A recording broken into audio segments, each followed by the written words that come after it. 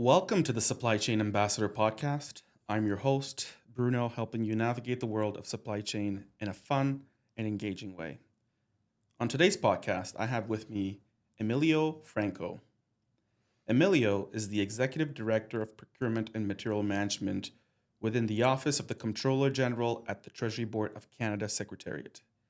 He is responsible for the rules, providing functional direction government-wide, supporting federal departments in providing value for money, and exercising sound stewardship in the management of procurement and materiel.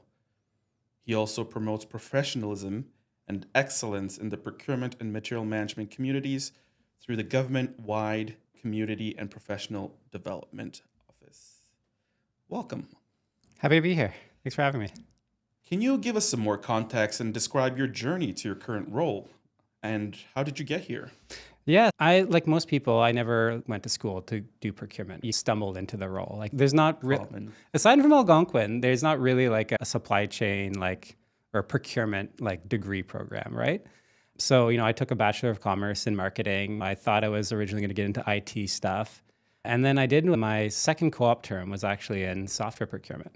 And I loved it. I showed up right in January, so right before fiscal year end, and the time, and I think it still is, software procurement, we did 80% of our business in the last 3 months, right? So now I'm a brand new student. They drop 30 procurement files, and back then it was a file, on my desk, and they're like, get these all done by March 31st. That's your mission. And it was combining that kind of technology, IT aspect that I loved with this business aspect of negotiation and problem solving and acumen. And I loved it. I like to say I found my passion. So that's the first thing. I found my passion. And then so actually I loved it so much, I actually asked to do a double co-op term, which I think was pretty rare. And I didn't even know if you could do it. I just asked and they said yes. So I did 8 months instead of 4. And in that 8-month time frame, I had the opportunity so I was doing scientific software procurement, so laboratory stuff. And one of the files on my desk was a relatively low dollar value file, either a couple hundred or a couple thousand. And it was software for laboratory equipment. And you always get the file, you call up the client, what is this thing? What do you need it for? And so on.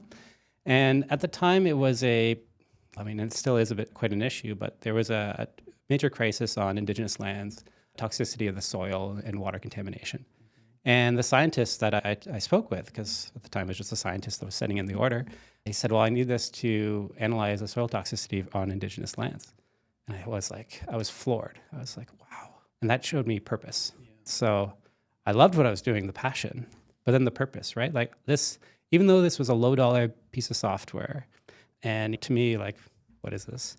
The need and the essence of getting that contract in place so that scientists could get that software for their lab equipment so that they could analyze the toxicity of soil on Indigenous lands and determine if that land was safe for people. That's incredible. And that was just a couple $100,000. And so purpose, passion, that was key. And then I was hooked. So I continued to work in software procurement for quite some time, worked on more complex files, always asking for more. I was a sponge. And so I took on things like the big Microsoft agreements, the big software licensing supply arrangement was one of my big projects. And then as I moved up, I was asked to lead a project to support the new technology for the procurement system for Public Service and Procurement Canada. So I spent then 8 years there leading the Electronic Procurement Solution project, delivering Canada Buys and the Ariba solution within PSPC, all along the way progressively growing, and then finally landed in my current role where I am right now at Treasury Board, where I'm responsible for, I like to say, the joke, I'm responsible for the rules. So, the directive on the management of procurement, directive on the management of materiel, the government contract regulations, and of course, everything that goes around supporting the community. A very important and humbling role in terms of the work that we do. And all along the way, carrying that passion, that sense of purpose, and the true understanding of the value of the work that we do. And I'm happy to talk about that a little bit more. Yeah, that to me speaks to why I also gone to procurement, having that passion, that purpose. What gets you up in the morning and excited to go to work? I have loved almost every day of my career, which is not something everyone can say, right? Yeah. There's a lot of people that show up, they're like, oh, my job. I've had days, there's always days, but I continue to this day to continue to love what I do. And I think when you're able to find a role that matches your passions, with a sense of purpose that will help you in so many ways personally, but also comes through in everything that you do. And it's just really important that people try and find that match in their lives. And sometimes it's professionally and sometimes it's personally, because you can always have purpose and passion in your personal life through hobbies and things like that. But it's so important to find that. And I'm very fortunate that I have. If there was a multiverse, I definitely am in the best timeline. Speaking of passion and purpose, what do you love about your work? So I would say like every job that I've had in the procurement field, the thing that I love the most is the impact that it can have. And one of the things I've always found myself striving to do is see where I can have the most impact and have the most ability to help. When I took on this role at Treasury Board, one of the first things we did was the Indigenous 5% commitment. And what an incredible sense of purpose on that. 5% of our contracts, of the value of our contracts being committed to Indigenous businesses. So at the time, that was about $1 to $1.5 billion a year. Like the impact that can have on Indigenous communities, on Indigenous businesses, on economic reconciliation, that is incredible. And now today, we're still continuing on the Indigenous journey, but also by Canadian. The call from the Prime Minister, from the country, to see how can we leverage procurement to support our economic resilience, our strength of our economy, protecting Canadian jobs, and protecting our country. Like I tell my kids, so my kids are 5 and 3, big fans of Paw Patrol. And I tell my kids, like, I'm going to save the world today. And is the Paw Patrol coming too? It's like, yes, we're doing it with the Paw Patrol. Which one today? It's going to be Chase today. But I legitimately, and people may say, Emilio, that's a stretch, but I legitimately feel that the work that we do and the opportunities that we have through both the things that we're helping people deliver to help Canada and Canadians in just the thing or the service that we're getting for them, but also the way in which we're getting truly has an impact. And that's what I love about my work. Like I'm not doing actual procurements at Treasury Board. I'm setting policy, I'm setting direction. But through that policy and direction, the impact and opportunity for Canada is enormous. And like, how could you not love that? Wow. That's fantastic. What would you say are common misconceptions about what you do? That's an interesting question. I spent the beginning of my career at PSPC, and I'm sure this mentality was not unique to my spot in PSPC, but I was always saying, why isn't Treasury Board doing this? Why isn't Treasury Board doing that? Why doesn't Treasury Board fix this? Or what is, I think, and you're laughing because that probably resonates. Again, one of the disadvantages of my role is people probably grumble my name constantly. Oh, Emilio, why haven't you done this? Or Emilio, why are you doing this to me? So I think, I don't know if it's a misconception, but the role that Treasury Board plays is an interesting one. A Treasury Board Secretariat plays. My position does 3 things. I have a team that supports just submissions to Treasury Board. Because at the end of the day, the Treasury Board Secretariat is an organization that's there to support a board of ministers that are the Treasury Board ministers and submissions that come through. And so they see the most complex, high-risk contracts in government. And part of my job is to support the group that prepares the advice to Treasury Board to make sure those submissions are policy compliant, that they have the right authorities and so on. So that's a portion. I then have a portion that does work on community development and supporting professionalization, the training, and so on. And then a very small team that actually works on policy and both procurement and material. And so in that, we're managing some very, I don't want to say complex, but very intricate policy space where we have a principle-based policy, the Directive on the Management of Procurement, Directive of Management of Material, where we're trying not to be prescriptive. So we're trying to give space to people. But at the same time, people want prescription. They want clarity, right? So it's this balance of, Emilio, you haven't been clear on what you want us to do. And I said, you have a lot of space to do what you want to do. Do you really want me to tell you exactly what you want to do? Because I could say this. And they're like, oh, no, Emilio, don't do that.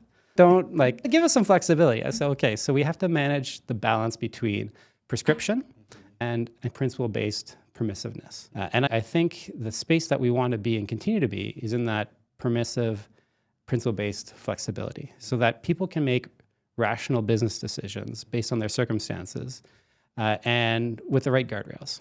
And I think that's the thing, is that we're trying to set guardrails and make sure that people are operating within the context of what would achieve a good value, best value for the government without telling everyone what to do. But I think sometimes people want to be told what to do, and when they don't want to be told what to do, then they want to have the space to do what they want to do. And that's just a difficult place.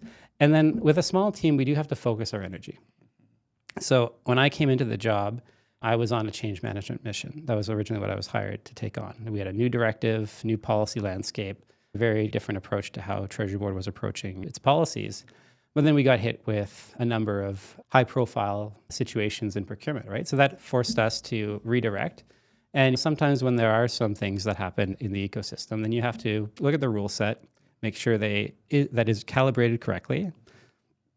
Sometimes there is an overcorrection, and then you have to reflect on that and how do you bring that back. So that's kind of the space that we're constantly playing with recognizing that everything that we do has a government-wide impact. Yeah. So when I change a word in a policy, I don't say in theory, what's supposed to happen is 6,000 people across government are supposed to start doing that across 90-some entities, plus all the managers that aren't even in procurement that also have to do things, right? So we have to be very careful about how we adjust things and the space that we play. Because there's 6,000 people in the community and another 40,000 managers across government, we can't be everything to everyone. So that's the other thing that we often try and balance is how can we be most helpful? How can we be of service to the community while maintaining our responsibilities? Yeah, coming from the procurement space that we get impacted, I definitely see the point of procurement officers wanting their cake and eating it too. Just give me the rules, but don't give me the rules. But the more I move in my career, the more that the rules, there's a lot of gray in between. Yep.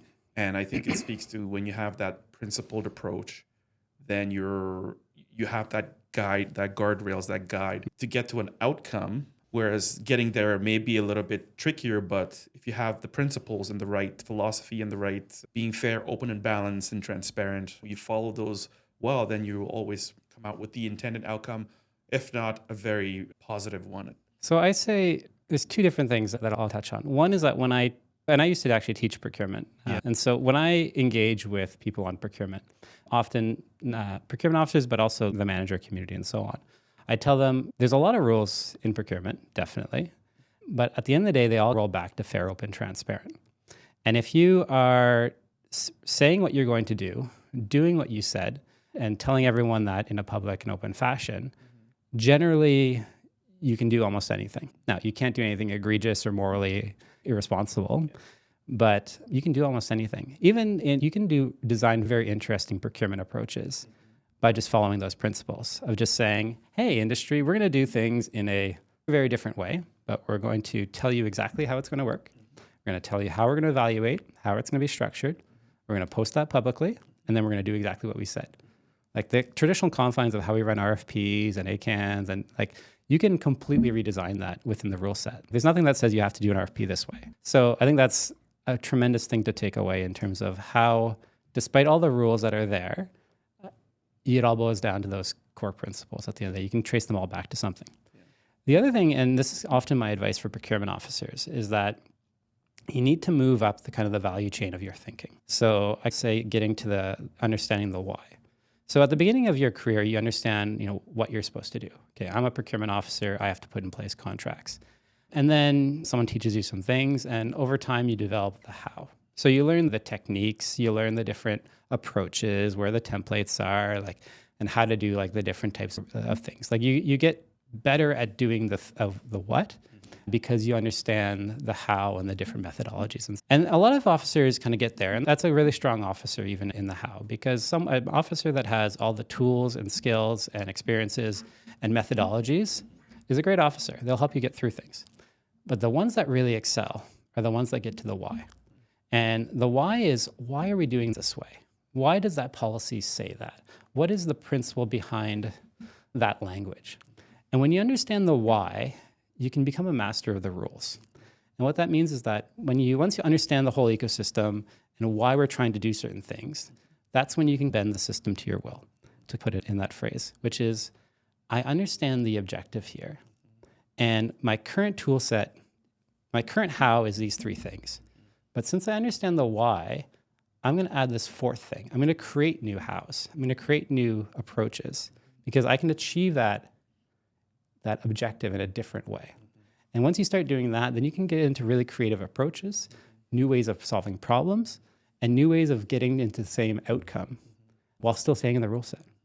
And so I think that's where I encourage officers. And the way you do that is and the way I did is by reading, understanding. Like I read, when I was a junior officer, when I was a PG2 going up my career, I read every new policy. I read the supply manual 1,000 times. Same here. I read the news. I followed what was going on.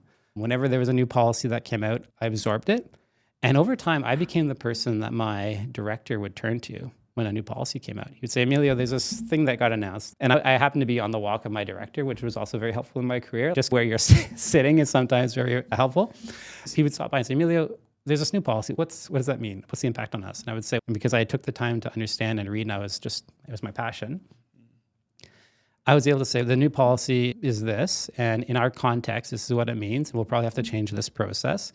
And here's a couple of different ways that we could probably kind of make sure that we align with that new policy. So again, taking my understanding of the what and the how, but also the why, this new policy, and then getting us to a point where we can be compliant in supporting it in a way, and giving my director some options of how we can achieve the same outcome. So again, that's been very valuable in my career. And again, two things: fair, open, transparent. Let those always be your guiding principles, and try and get to the why. Now, let's speak to some challenges that you have faced and how you overcame them. Sure. A lot of things in my career have been challenges that are thrown at us. I often use the Tyson quote of everyone's got a plan till they get punched in the face, right? So I spent a good part of my life, my career, delivering the Procurement Solution Project. And that was constantly punches left and center. Delivering a major IT project is, particularly on the tails of Phoenix at the time, no easy feat. Everyone in the system is presuming that you're going to fail, and you got to navigate relentlessly pursuit of mission and execute on that. But also, as I mentioned earlier, when I started this current job, I was hired to change management on a new directive. Yes, deliver new policy, deliver on Indigenous, deliver on other objectives, but we had a new policy, and the mission was roll this out across the community. And then 6 months later, I was asked to conduct a report on contracts with McKinsey. And I found myself very early on in front of a parliamentary committee on professional services contracts and so on. Again, everyone's got a plan till they get punched in the face. Yeah. And so how do you deal with that? I find that you always have to look back to whenever a new issue comes up, what are the supports that you have available to you that you can turn to? And this is both professionally and personally. I'm fortunately very resilient in my life, and I have a great family and friends, and so they're always there. But professionally, you should always have a network of both people and resources that you can tap into. When we got asked to do reviews or the questions around professional services were coming forward, who are the people in the ecosystem that I need to talk to? So let's get an understanding of what role can we play. What role can others play? Let's be clear on who is going to do what in terms of solving this issue. Make sure that I get the advice. I maintain a network of, we call it the CPO Council, but it's a number of DGs around town that I will reach out to when I need help. It's not a formal governance. It's not like a committee, but it's there when we need to talk about things that are happening in the community. So I will reach out to them. And and sometimes depending on a different role, like if you have a HR issue, you talk to your labor relations, you talk to your HR people, you talk to your manager, you talk to your colleagues, how do they deal with certain issues. Again, it's how do you bring the network around you that you have and that you may have to cultivate to get the best advice and best support you need to solve the problem ahead.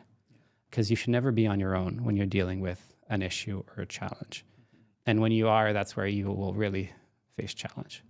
One of the things that I've appreciated about my time in Treasury Board is that my colleagues are extremely supportive, and that makes a huge difference. So being in an environment where when you are faced with a challenge, you have colleagues that you can turn to for help, that when you say, I've got this problem, they will lean forward. Yeah. When you're in an environment where people don't lean forward, it is extremely difficult to deal with challenges.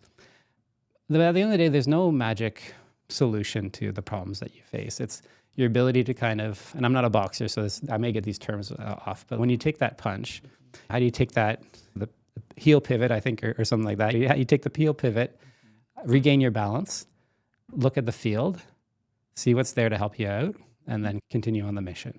And that's always important, is remembering what the mission is, what the ultimate objective is, so that you can execute on that, recognizing that you may need to pivot and the plan that you set out on may not be the direction that you ultimately take. But you take a couple left and right turns and you can still get to the same destination. Yeah, that's true.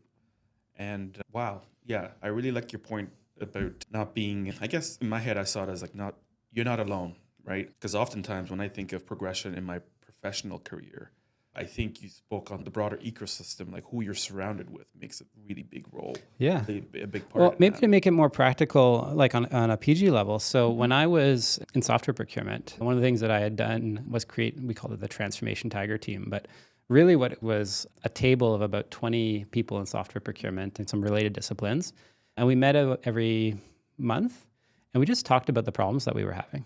And it's amazing how sometimes people wait for a form like that to reach out, but someone would say, you know what, I've got this complex RFP that I'm running. The client wants to do this. I'm not really sure that's the right approach. And then someone would inevitably put up their hand and say, I've dealt with that 6 months ago.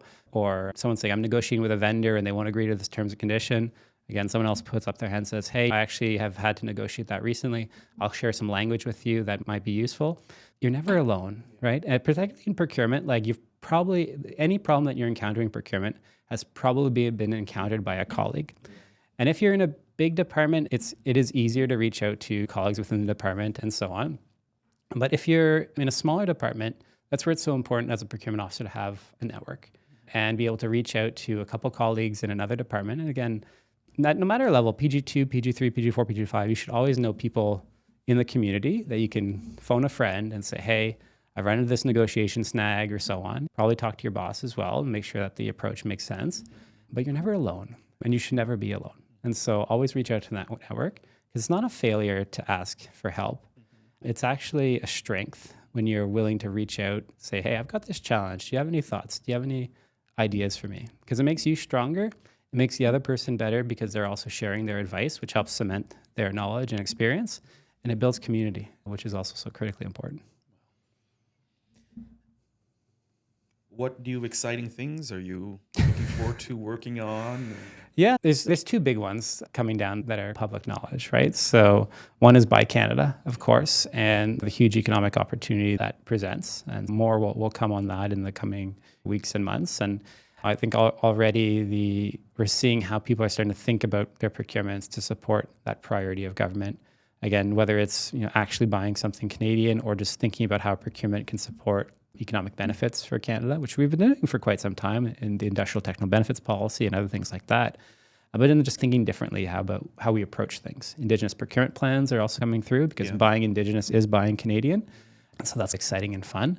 And then the other one is part of the red tape reduction action plan. We recently shared that we are going to be harmonizing the procurement rules. And so looking at all our trade agreement obligations and common law and the government contract regulations and turning that into hopefully a single streamlined regulatory instrument that clarifies the rules for everyone. Because right now, when I started in procurement, there's a couple trade agreements. Now that we're at 11 or 12 kind of procurement-related trade agreements, and all of them are similar, but it's still got to be difficult, right? To be fully compliant, you got to read all these different trade agreements, make sure they all apply, the the Canada Free Trade Agreement, international trade agreements, GCRs. They don't always say the same thing. What a trade agreement says you can do and the GCR says you can do are not always the same. And so just bringing those rules together in a single harmonized way and then making it clear what our intention is going forward, I think is going to be a revolution in how the rule set for procurement operates. Now, we're still going to have policies and procedures, and every department's going to have their own rule set. So we can't harmonize everything, but I think that's going to be a major step in simplifying the rule set. And so that's something that we look forward to bringing forward. Wow, that's very exciting. Today's episode was brought to you by Workaway Offices, Ottawa's premier flexible workspace provider. Their beautifully designed facilities offer everything from co-working, desks, and private offices to fully managed executive suites, along with meeting rooms, virtual business addresses, and more. It's everything a professional needs under one roof. Whether you're a freelancer, a startup founder, or a remote worker, Workaway Offices makes work fun and flexible. So visit Workaway Offices to book a tour and learn more. Indeed. Would you have any advice to procurement officers? I'll go back to there's three things that I tell every procurement officer, everyone I talk to about my career journey and I've talked about two of them already, but I'll talk about a third. So passion and purpose. Find your passion, find the purpose in what you do. To me, finding the purpose in procurement should be easy, but some people don't always see that, right? And so they don't always see that reflection, the value that they bring. But on them, if they're struggling with understanding the purpose as a procurement officer, know that every procurement that you're doing is to help someone in government deliver a service to Canada and Canadians, right? It's the classic like janitor at NASA, right? I put a person on the moon. Well, like buying pencils and pens is helping someone edit a report that is going to support maybe fisheries management on the East Coast, or addressing Indigenous water toxicity in the lands in Alberta, or just building economic benefits for businesses and various, like the purpose is almost obvious all over the place. Sometimes you just have to think a couple steps beyond to find it. Passion just comes from who you are.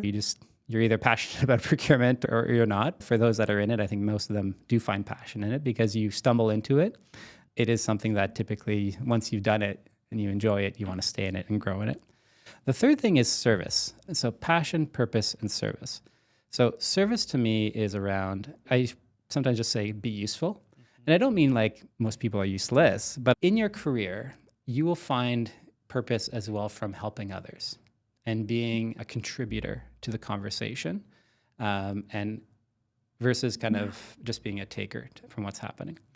Because to me, that gives both a sense of passion and purpose, but also it helps you grow in your career. When you are someone that is striving to understand the ecosystem, getting to the why, as I mentioned earlier, striving to offer advice, help out, take on those additional projects.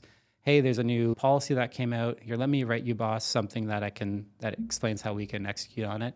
Let me help update our procurement management framework as a department to reflect these new things. When you're constantly striving to help and be of service and bring value to the conversation, again, as I simplify, is be useful, you develop that expertise, that knowledge. As a junior PG, so when I was a PG2, because I was constantly asking for how can I help, how can I do more, I was given projects that were more advanced than my level. And then when I went to a PG4 interview, I had all these examples to explain, like, listen, I just did this RFP and I support this policy development and so on, even though my day job was just processing low dollar value software procurements. So it's helpful in your career development, but it helps you understand, it helps you grow your network. And being useful brings additional work, yes, but additional work brings more exciting things, I find. Because sometimes the excitement in procurement is not just doing the file, but it's everything around the file. And so that's what's been helpful to me. Again, my advice to have a fulfilling and a fully developed career in procurement, find that passion, appreciate the purpose, and ask yourself, how can I be of service? I get excited just when I reflect on my own career journey. I get excited when clients have approached me with their problems. And part of the joy for me is discovering why do they need it, what's it for, and getting me on page with their vision of what they want to achieve.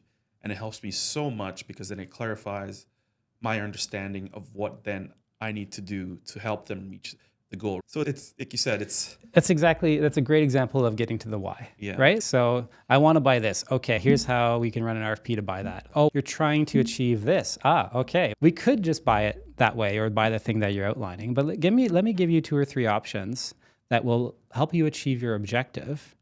Maybe do the procurement a little bit differently, but we'll get you there. And the way that you're asking me might get you there, but these other ways might be even faster, or might be even better value, or may give you even more flexibility down the road. But yeah, taking the time to understand our clients. One of the things and again goes to that, how can I be of service, is that early in my career, I often was around people that would say, oh, the clients, they wrote a terrible statement at work, or, oh, they're trying to do this and they're trying to do that. Managers are just trying to get their job done. One of the first experiences I had was actually with the very first procurement ombud. I was at a SIPM event, and I got to sit at a table with him. And he said, nobody wakes up in the morning trying to break the rules. Everyone is just trying to deliver and get an outcome and do a good job. Most people, at least. But when the rules get in the way of them achieving that outcome, they are going to try and do what they can to still deliver the outcome. So they're not like trying to break the rules and be negligent or so on, but they have a job to do. Like that scientist needs to analyze the soil to understand toxicity. They have a job to do. And so our job in procurement is to help them deliver on what their mission is. And so understanding what their mission is a big part of that, but also appreciating that they're probably doing procurement for the first time. They don't know how to write a statement of work. So don't criticize them for not writing a good statement of work. Help them write a good one so that they can be better, that we can help them collectively deliver that outcome for Canadians and have a better relationship with them at the end of the day. Is there any call to action that you would like to share? Well, I feel like I've already touched on that, right? Yeah. Which is, and not to repeat myself, but I think every procurement officer needs to reflect on, I think I'll focus it. Every procurement officer needs to focus on the purpose of what we're doing right now. Because we are in an unprecedented time, and we've gone through a series of unprecedented times. We met, like I continue to say, during the pandemic, procurement officers went above and beyond to save Canada and Canadian lives. And I am truly believing of that, right? Like we bought personal protective equipment, services, we got systems up and running, we got the equipment people needed, we bought vaccines. We saved Canada and Canadians during the pandemic. The current economic times is calling on us to do it again. Yeah. And I know we're still tired, from, even though it's been a couple of years now, we're still tired from pushing ourselves to the limits to save the country during the pandemic. But we were being asked to do it again. And I say the call is that this is a pandemic level call that we are seeing. And the government has turned to us again to see what we can do to save the country. Whether it's with the Paw Patrol or anyone else, wake up in the morning and think about how can I help my country today? How can I help my fellow Canadians? And how can I, even if it's the simplest procurement, what can I do differently to achieve the objective that we're being asked to deliver on? And I'd say that's, again, if once you can really think about that in a different way, regardless of whether it's you're buying software or tables and chairs or big military equipment or lab supplies, whatever you're buying, reflect on, okay, today, what can I do on this procurement? What can I think different? How can I think differently about how we approach this? How can I work with my client? How can I pull my support network to get some ideas? And how can we deliver on this mission and respond to the times that we're being called upon for? Wow. Fantastic. Those are perfect words to leave this episode on because, it's passion, purpose, service drives so much of what we do. Thank you so much for coming on the podcast to really give us insight into your world, give us great advice to reflect on, and sharing some of your challenges and what you've done to address those. I think those were very, very informative. I will open the floor back up to you if you have any questions for me or any questions for me. No, just thanks for having me. I appreciate this. I think it's a great thing that you're doing here, supporting the community and being of service in your own way. And I think that's just remarkable. So thanks for having me and thanks for doing this. Thank you. There you have it from Emilio Franco himself. Thank you for listening to the podcast. Please do share and comment. Give me your suggestions, feedback. I'd love to hear from you in the community if you have any further questions. And we'll catch you in the next episode. Thank you and bye-bye.